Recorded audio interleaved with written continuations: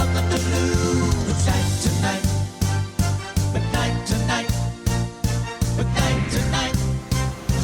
Here comes McKnight Tonight. Welcome to McKnight Tonight.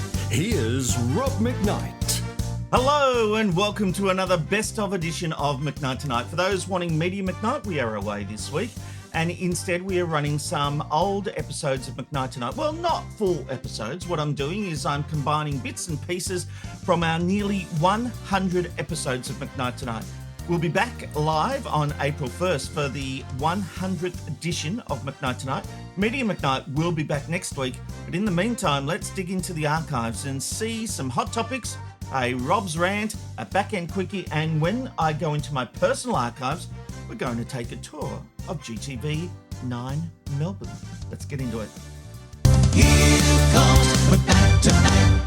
All right, let's get into our hot topics. And our first story has sparked outrage across America.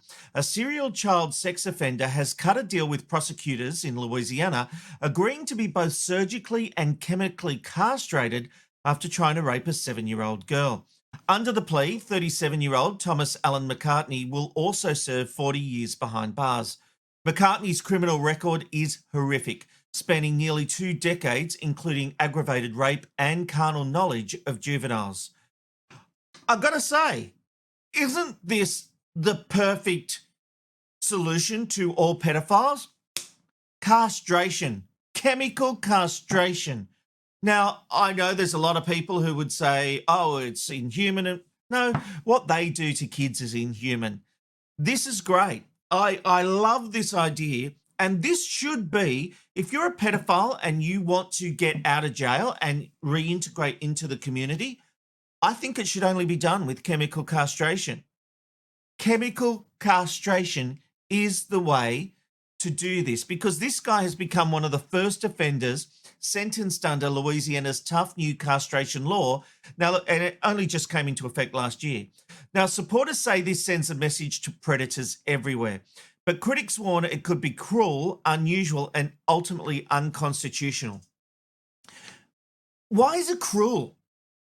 Why do these do-gooders give more compassion to the perpetrators of crimes than the victims? And lest we forget, the victims that I'm talking about here are kids.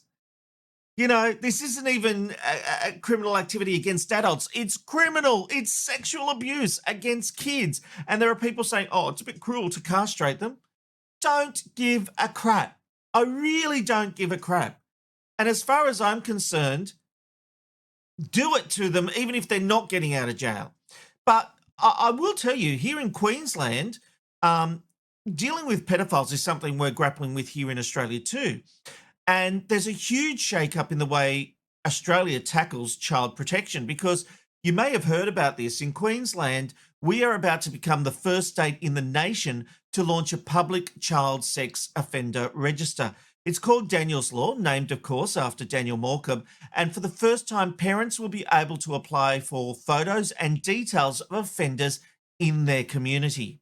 Supporters say it's about giving families the power to protect their kids, but critics warn the scheme must be tightly controlled to avoid vigilante justice. Again, worried about the perpetrators of the crime and not the victims. And I come back to this because we all do worry about these pedophiles being in our community. So what if you're found guilty of being a pedophile and doing unspeakable acts to kids? And what if we said, you've served your time, you've gone through the whole appeal process, and what if we said, you want out of jail, you want to reintegrate into society, then you have to agree to be castrated, otherwise you stay in jail. Now, we often hear, do the time, do the crime, and once they've done the crime, they deserve a second chance.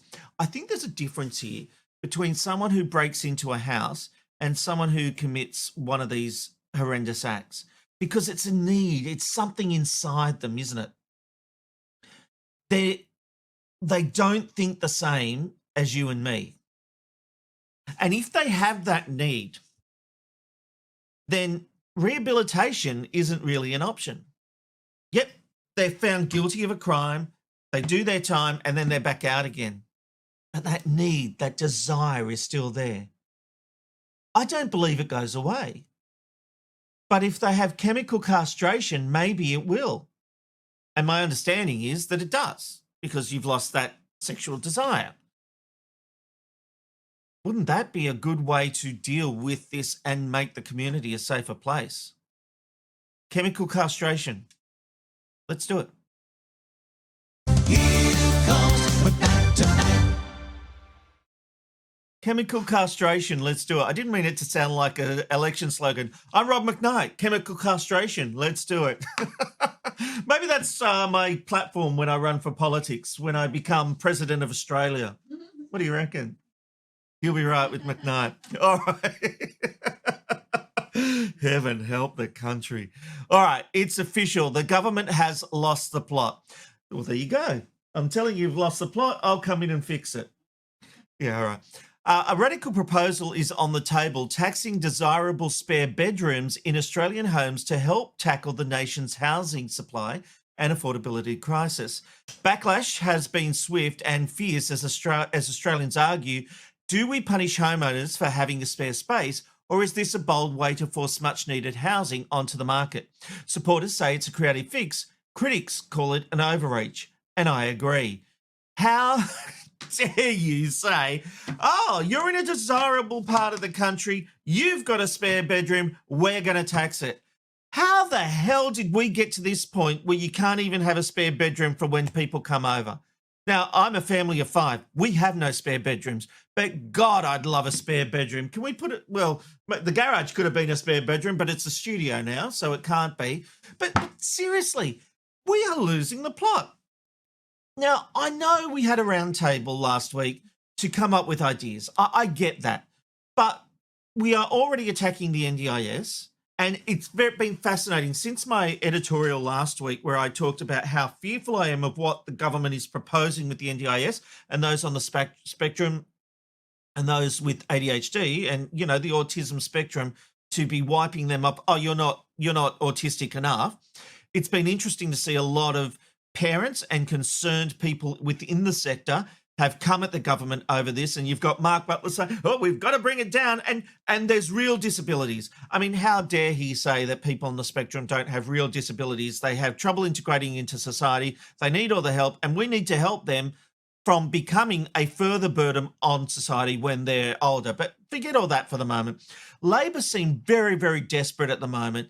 It is obvious that there is some major budgetary issues coming, and they are looking for way. They announced their first home scheme today. They brought it forward, and now people are saying that's going to actually put more pressure on the housing market, not do the opposite. It will help new home buyers into the market, and the website even went down for it today. So they're looking to help people, but I just feel that they're twisting the screws on every other Australian.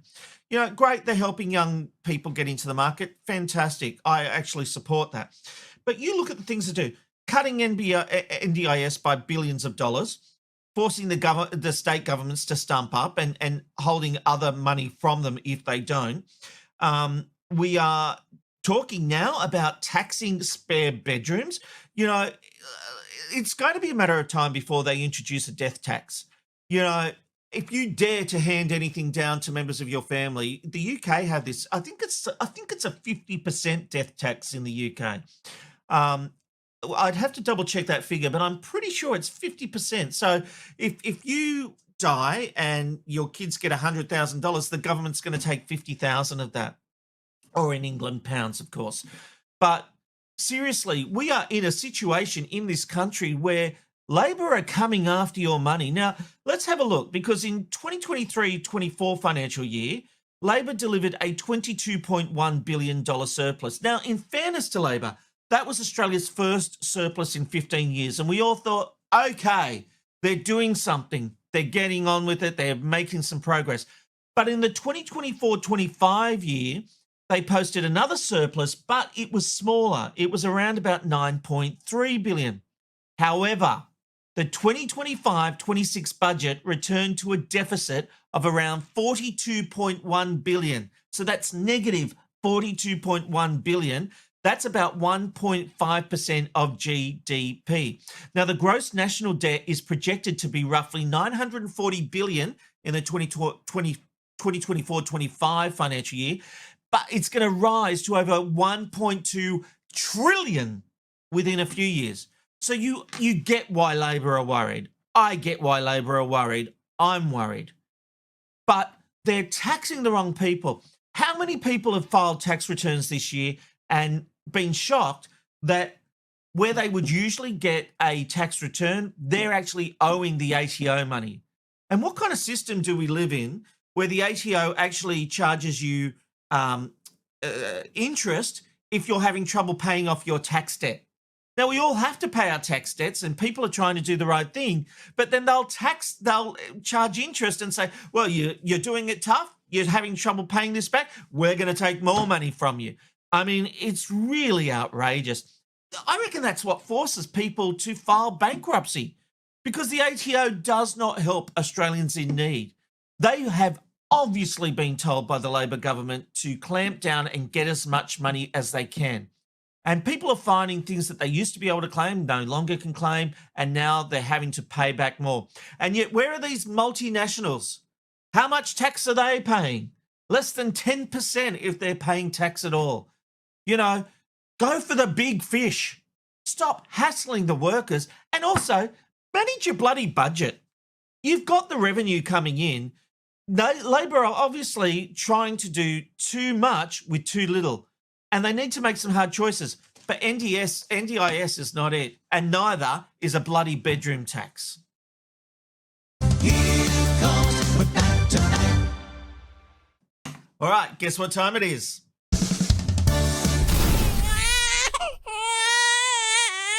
Yes, it's time for Rob's Rant. And have a look at this video going viral of singer McKnight during a performance where some people in the audience were making some noise. All I hear is your fucking talking. So do me a favor, just shut the fuck up. 100K. Good on him. Yay. Apparently, and in his social media post, he said, they didn't show the part. No one recorded the part where I offered to pay them. Why should you have to pay people to stop talking at your concert?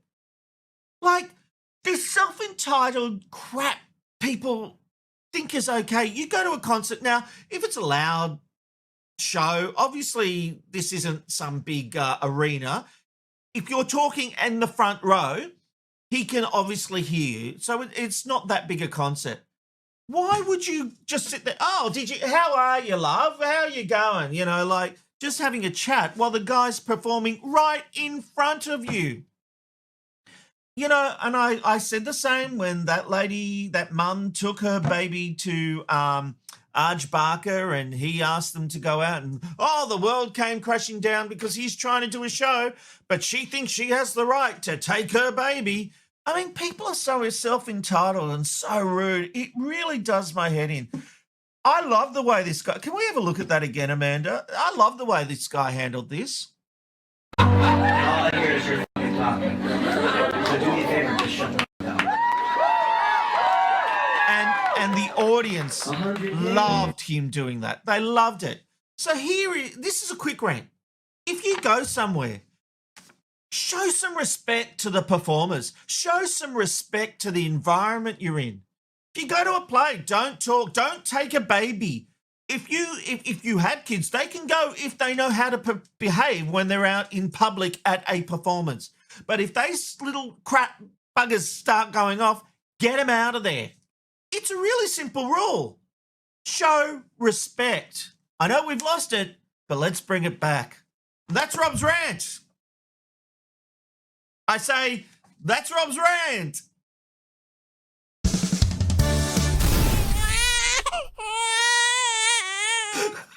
Are you sure you didn't have a few drinks with Reggie?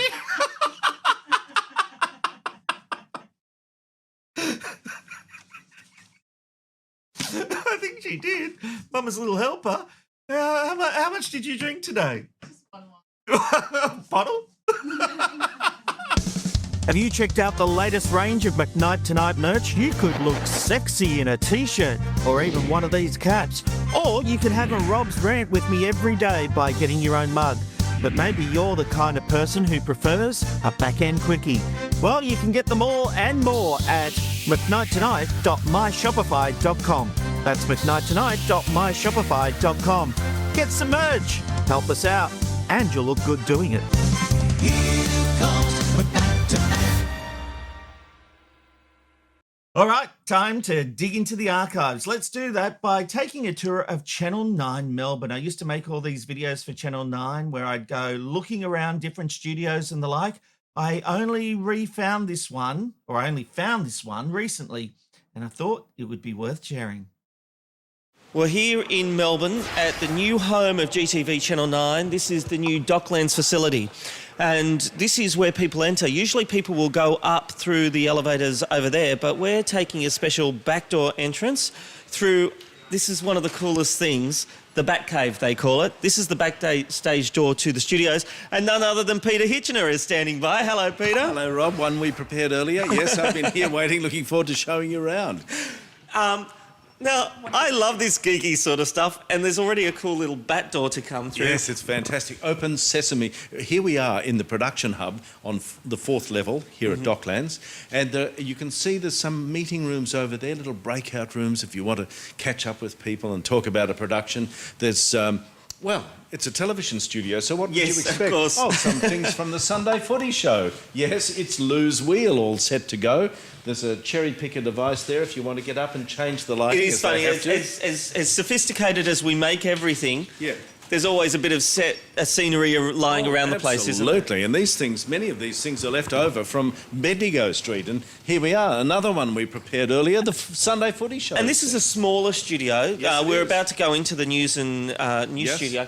But this is where little productions like WB Kids can be made. And yeah, it's terrific. This has footy classifieds on a Monday night, the Sunday Footy Show, Kids WB, all sorts of things are done in this little studio area that actually works quite well, even though it's doesn't look like your typical TV studio. well, that's all fine and good, but I think the big thing people want to see is, I love this. How many studios have doors like this? Exactly, none. None. We are the only ones, and we love it. Can we qualify that? Well, we want to see the new facilities. Now, it's a little different now. News and a current affair actually share the same studio. We certainly do, and it's interesting because we do our program from 6 till 6:30, and then you have to be very quiet at the end there because in about 15 milliseconds, Tracy's doing her intro to her show, to a current affair. So we're side by side in the studio. Now, we've just walked into the news current let's affair go studio. around and have a Here look. it is. So this is the news set. It looks very similar, doesn't it, to how it was You'd before almost say it Bendigo looks Street. identical. In fact, it almost does. So that's set up in this corner. And it's very nice because if you look up there, you'll see we sort of have this mezzanine arrangement because up there is where the newsroom is. Right. So if anything needs to be delivered to the floor, it could sort of be... Well, they can throw it at you. Well, sometimes they feel like it, but it's very. It's like a little viewing gallery. It's very nice. It just gives you this open feeling, and it's a terrific studio to work in. Lovely studio. Well, I'm sure we'll have plenty of people on Facebook asking whether they can come and be part of the audience. Well, it could be a new thing for news. It would be very nice. We'd certainly welcome, if it were possible, we'd certainly welcome them. Now, over here, have a look at this. Have a guess what this is. It won't take too much guessing. The letters ACA tend to give it away a bit, don't they? This is where Tracy does her news. So as you can see, we're side by side with one another in the same studio space, and it works a treat. It's just great. And I guess it has a lot of benefits as well, having the two sets together, sharing of facilities and crews and all that kind of thing. Oh, it's lovely. It's great, and it makes it a very, very busy area in that 1 hour between 6 and 7. Now, there's something else I'd like to show you. You never see this in a studio generally. DMAC doesn't know where we're going. Follow me, because... Neither do I. Because over here is something you never ever see in a studio, and it's called a window with natural light. How about that? If you felt like it, and if you were in the mood to have a cigarette, not that anyone here ever does, you would go out there. How about that? Isn't that amazing? So how many people get to use this? Well, anyone who wants to, really. It's a nice little place That's to come out and fantastic. just get some fresh air in between news breaks. How fantastic Yeah, is it's not that? bad, is it? And Pete, I noticed something. Yes. Straight here. Is this your little exit straight to the car park to be able to get out and get in your car? My secret is out. My secret is out. It's very good for an emergency getaway, isn't it? Not really. I actually know that you're here very late doing the updates. Yes, because I each do night. news breaks till about 10 o'clock at night, so I get to stay here and see what's going on in the world, follow developing stories, which is actually a great part of the job. It's good fun. And how are you enjoying the new facilities here? Look, I love it. You know, when we last spoke, when we were going around Bendigo Street saying goodbye to that, I think we were all had mixed feelings about the move. And much as I loved Bendigo Street, having worked there for a long time, this is so much better now because right. we've really settled in now, and it's different. I shouldn't say better; it's just different. But we're all certainly enjoying it, and it's going very well and working well. We had a few little teething problems at the beginning. We have a prompter system that you use to read the news, and we were under the impression this cannot go down. It cannot break. And of course, it took 8 days, I think, for it to do so. So there I am, not having my glasses in the studio with me. There I'm reading the news and sort of like this, looking myopically at the script, which is a long way away. But look, it was good fun. Oh, well. Well, look, thank you very much for our first tour of the new facility. pleasure. We will be doing some more, having a look at the production area and the newsroom and all that yes. kind of thing. Keep going to facebook.com/9news. Sorry, facebook.com/9news. Yeah, that's what it is. It's been a while since we've done one of these videos. But also, keep an eye on youtube.com/9news Australia. That's where all our videos go as well. And we're constantly posting new things up there. What about McKnight Tonight? Is that in the office? Apparently, programming said to me, don't call us, we'll call you. Oh, we'll have another video soon. You can show your support for the show by buying me a coffee. Just go to buymeacoffee.com/McKnight Tonight. Every bit helps keep this show from our garage going. Here comes McKnight Tonight. Well, with Channel 10 bringing back the original format of Big Brother later this year, production company Endemol Shine have been live streaming the original series. The past 2 weekends saw the stream of Season 3, the best in my opinion, the one that saw Reggie win. So I thought I'd get her in to share her reaction to seeing the series again. Reggie, welcome to McKnight Tonight. Thank you for having me. Well, thank you. You've come. We've had a pre-McKnight Tonight drink because you're actually at my place, but the set doesn't Yes. allow on-set interviews, so you're literally outside the door there. I am. It's funny as. The magic of television. Hey, how are you doing after reliving that amazing moment in your life? Oh my goodness, Rob. I never watched my series of Big Brother in 2003, and I was an absolute emotional wreck. After finished watching it all.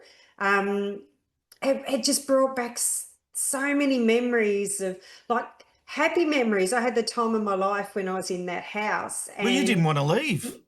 No, I didn't want to leave. I didn't. And then at the end when they played the Reggie Rules doco that they made, and seeing my mum and my dad on there back then, and they were right into it all, and now they're not well at the moment, and things like that, and then looking back at Adrian and what he went through with all the hype of the media and my sister, and it was just like, wow, I was mind blown, absolutely mind blown. Well, we're talking by it about all. 2003. How did it Yeah. change your life? Oh, it did immensely change my life. Like, I thought I was going to go back to the fish and chip shop, and I tried to, but I couldn't handle busloads of tourists rocking up, just standing there staring at me. I was really weird. I was like, oh, I'm in a zoo. It was like Big Brother again, like people just watching me in real time. It was crazy. Yeah, I gave it a crack, and I just couldn't realised do you've it. never made me chips. Oh, really? Oh, I'm going to have to do it. I'm still good at cooking them. I love a chip buddy, don't you worry. Oh yes, I love it with HP sauce. Oh my god. No, just bread and butter. That's what I Oh have. really? Mm-hmm. Oh, I love it. One of my favourite sandwiches. But it wasn't all good when you left Big Brother. Your relationship fell apart. But you also got done out of a lot of money. And in fact, when you won the season 14 of Big Brother on Channel 7, I said to you, do not give anyone your money. And even when we got together and had a lunch and you wanted to pay, and I'm like, no, Reggie, don't spend your money. I know. And again, like, because with the first season, I paid off the house and left that to Adrian. And then I got, ripped off. And then I couldn't get a job for 2 years and I lived off the rest of the money. And so that was just a nightmare. And then the second time around again, I thought I was going to be able to buy a house for me and my kids. And again, because I don't have a job, I went to the banks to see if I could get a loan, because you need to borrow at least nearly $1 million these days to if you want to live. They're like, you're blind, you don't have a job, you don't have 6 months worth of income coming in, proof of an income. No, sorry, we're not touching you with a 10-foot pole. So you're renting? So I'm still renting, and I've been living off the money to pay the rent each week to keep a roof over our heads. And if I had not have won that money, I reckon we would be living in a tent like a lot of people are these days. That's how it's gone. But that money's only going to go so far. Oh, Rob, it's already drying up. It's, just paying rent and living. And, I did take the kids on a couple of holidays and stuff. Oh, no. Terrible that you actually spent some of your winnings. I know. I took him to New Zealand and, oh, my goodness, it was the best time ever. And, and I went to Tassie and I went to Bali for the first time. I loved that. That was awesome. And but just, again, it didn't turn out the way that I expected or had in my head. No, and you've had to put up with a lot throughout your life, and there's a lot we talk about off the air that you deal with. But on a good side, with the streaming of this series, you recently had a catch up with the other contestants of season 3. What was that like? Oh, we had a reunion, yes, a couple of years ago. That was from... okay, so that was from a couple of years ago, was it? Because I saw it on your Instagram page and thought it was new. No. So we did that 2 years ago, and I thought, because there was so many people, because it was being streamed live on YouTube, so Big Brother's streaming the Channel 10 seasons, and I was in the YouTube chat, and so many people were asking Reggie, oh, here it is. Yeah. Oh, yeah, Reggie. They're going, Reggie, do you see anyone? And I said, we had a reunion a couple of years ago, and this is it. Yeah. Oh, yeah, wow. Great footage, great memories. You did a reaction video during the week, and you, how can I put this? You talked about Saxon and that he's a big boy.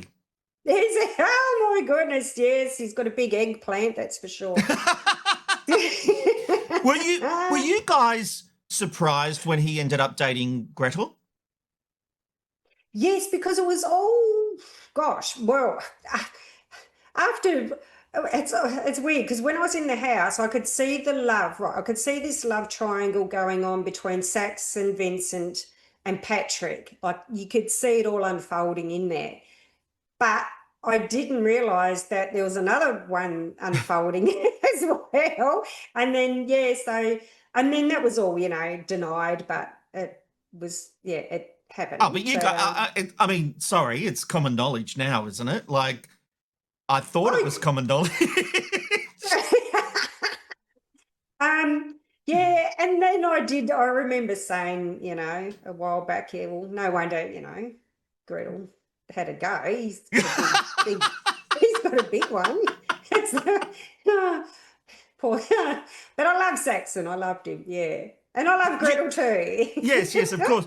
Do you know, speaking of such things, I get in trouble around here because I love you dearly. I always make a joke about how I've seen, you're from Tassie and I've seen your map of Tassie because yes, because of the uncut episodes. And Amanda and Jasmine, they're like, stop talking about Reggie like that. Are you obsessed? And I'm like, no, it's just funny. It's funny. And you know what, Rob? When I was watching the show, Lucas came and sat down with me and started watching a bit of the Reggie Rules doco. And Adrian popped on the screen and he goes, oh, who's that? Who's that bloke? And I said, oh, that was my first husband, Lucas. So that was all a bit weird as well.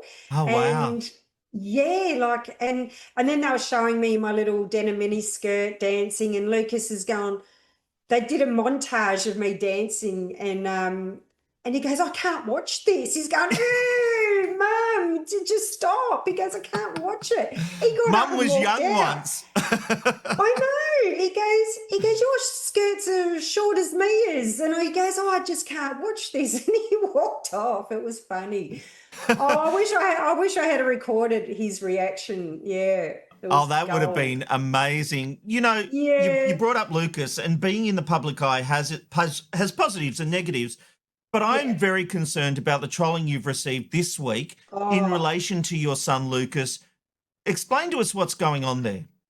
It's crazy. So Lucas just turned 16, and I had some photos up on my Facebook page from when Lucas was a baby to now.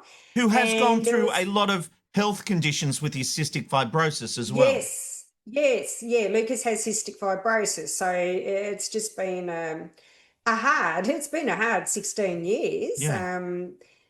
So hard. And so the trolls I had one that just kept commenting on my post, and I thought, who's this person? And then when I got to that photo and seeing what they wrote, I then took a screenshot of what they wrote and highlighted it. And I'm like, because what they wrote was pretty vile, wasn't it? Oh, it was disgusting. It was horrible. And this is adults trolling a kid. Like, it's just so wrong. And it really, it made me angry, Rob. I get trolled, I have my trolls, they can troll me, but when they start attacking my kids who are innocent, that's another level of lowness. You just don't do that. I mean, Horrible. I just can't understand how they think it's okay to attack a 16-year-old on any level. I just don't understand how that is considered acceptable. It's not. It's so not. And now I'm getting trolled even more because you stuck up for him as a mum should. Yes. Yeah. And then people are going, oh, you're just as bad as the trolls. And then they're going, oh, you're just doing it because you want attention. And then others are saying, and then they're going, oh, you put yourself out there. You shouldn't post pictures of your kids. I should be allowed to post pictures of my kids without them getting bullied by adults. Well, you mentioned the trolling against you. There's a lot of trolling about your blindness. Now, you and I have chatted about Stevie Wonder and how I don't think he's fully blind because I think he's like you, because you've been an eye-opener to me that there are different levels of blindness, and I know that when I see you, you can recognise me, but you don't see as clearly as you did when you were doing Big Brother, right? Oh, no, not at all. I mean, you're legally blind. Yes. Blindness is a spectrum and people need educating on it. There's all different kinds of blindness. Mine's one of them, which is retinitis pigmentosa.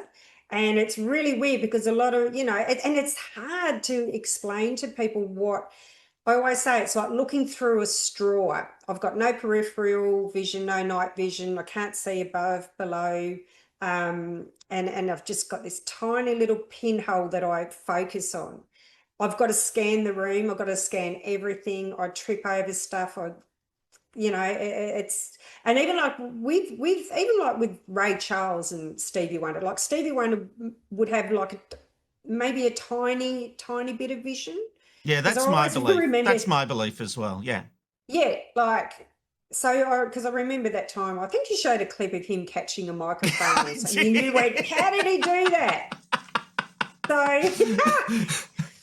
Which Yeah, is so that fine. It's just yeah. that Stevie Wonder has led us to believe that he is fully blind. Fully And blind. I don't think he is. I think, as you say, Mm. he's on the spectrum of blindness and he has some level of sight. What that level is, I do not know, but I No, do it'd think be he has some interesting. level. It would be interesting to find out. Yeah, it really Exactly. would. And it I'd wouldn't be love a to know. problem. He's still an amazing musician. He's still an amazing person. But anyway, Yeah. but you've had people come at you about that because you talk on social media and you can Yes. read on social media the words, but it's the font's like, I've seen your phone, the font's like so Yeah. big. It's big. It's big. But it's even when I went into the jungle I'm a celebrity, in South Africa. Yeah. And when I had to walk that plank to jump off that bloody big Amazing bloody moment. oh my goodness. I had Sam Thaiday I could hear him in the background, and he's trying to guide me to walk along this thin plank.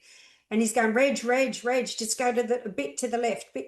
You're going too far. You're going to walk off the side, like I had that in the background. And while I was just shuffling along, it's a lot of education needs to be done, and it needs to be in schools. I don't know why no one employs me to go around teaching these things. I could have a It job so doing obviously that. should happen. I know, I could, go to classes and educate people about blindness. It has to start when we're younger. With any disability, a lot of people have disabilities, and it's just crazy that we do not, in this day and age, understand about disabilities. Absolutely. Well, speaking of which, I saw on your Instagram feed, you're doing the Blind Australian of the Year Awards. Tell me about this. Yeah, so this is an award ceremony which will be held up in Brisbane at the Amora Hotel.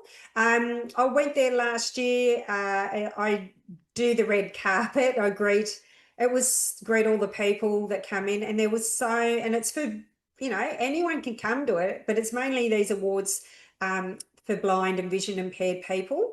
And last year, I think that there was about four guide dogs there, and they're all sitting under the table. They're the best animals, those things. I tell you, they're so smart. And last year, the young tennis player girl. Oh gosh, I feel bad. I forgot her name already. I'm so bad. She's she won the award. So it's to recognise people who do things in the community and have a go, who are blind and vision impaired. Fantastic. Yeah. No, it's really, really, really good. And you can get your tickets at blindaustralianoftheyear.com.au. There we go. The super's on the screen. blindaustralianoftheyear.com.au. It's happening in October, I believe. Reggie, Yeah. it's a great cause, and you are such an advocate. And yes, the government should have you going around to schools. And it would be nice, because then if you had some kind of income, you could possibly buy a house, and keep a roof above your head. Oh, it's a double-edged sword, Rob. It truly is. It's just been you're like, what are you? One of those mice in a wheelie thing. Oh, and a hamster in a wheel. Hamster in a wheel, and it's just going nowhere. That's what's happening. So Believe me, I know, Reggie, which is why I love our community here on McKnight Tonight. Hey, thank you for joining us. Stick around. I've got to get through some feedback and a few other things, and then we can have another drink. But Reggie, before I take you home. Hey, Reggie, thank you for joining us on McKnight Tonight. Thank you so much. It's always great being on here. I love you. Love you too. McKnight Tonight. McKnight Tonight. McKnight Tonight. Here comes McKnight Tonight. All right, before I get to your feedback, I reckon we can do it, Amanda. What do you think? Let's have a back-end quickie. And this one is a news fail. And I love news fails because there are so many people that go into making sure that the news goes to air correctly and is all very serious. Sometimes you say the wrong thing and it all falls apart. Like the mention of this beaver. It seems the Christmas shopping bug is hitting a lot of people and some animals. That's right. Check this out. It's a very curious beaver. A Maryland Sheriff's Office says they got a call from a local store saying the beaver was wreaking havoc in the Christmas section. Just see that. Well, the Sheriff's Office later tweeted that the beaver was rescued and after long pet sessions, apparently, was released back into the wild. A lot of beavers in the news lately. Didn't we have a beaver in the news yesterday or the day before? He's going to the aquarium, I think. Oh, yes. Jinx. Apparently they're the most popular creatures right now, this time of year. Beaver breeding. Those little guys are cute and cuddly looking. The beavers I've seen are bigger. And not. Yeah, and they don't look as friendly. So I don't know. Maybe I've seen my beavers in the wrong place. Moving on. Yeah, it's weather time. Let's this afternoon, not too bad. Temperatures in the 50s and 60s. Let's go to the maps. There we go. I love that. Just you know, doing a beaver story and just making that accidental double entendre. That's hilarious. McKnight Tonight. McKnight Tonight. McKnight Tonight. Here comes McKnight Tonight. And that brings us to the end of this edition of McKnight Tonight. We are back tomorrow with another Best of special. And guess what? Tomorrow you're going to see a young Rob McKnight invading a girls' private school. And let's just say things get crazy. And I am having the time of my life. Yep, you can see all that tomorrow on McKnight Tonight. I hope to see you then. Bye-bye. Fun, insightful interviews from a washed-up producer with nothing to lose. McKnight Tonight.